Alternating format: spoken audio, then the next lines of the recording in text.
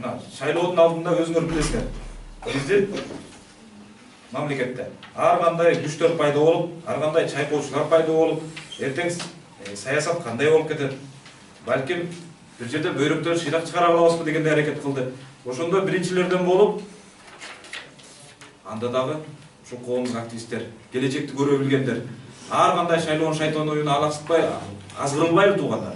Бизге мамлекеттин бүтүндүгү превыше всего.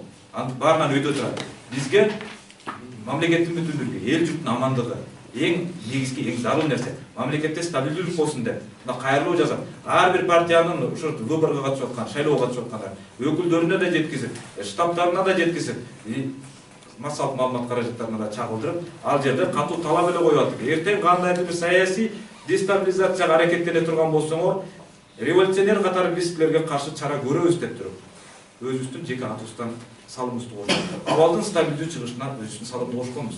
Эми учурунда абалды стабилдештирүүгө салым кошкондорго бүгүн жанагындай өкмөтүнүн же башка органдын каралып атышы бул мамлекеттик дестабилизацияга алып барууга, ошол эле жарандык коомдук провокацияга алып барууга барабар нерсе.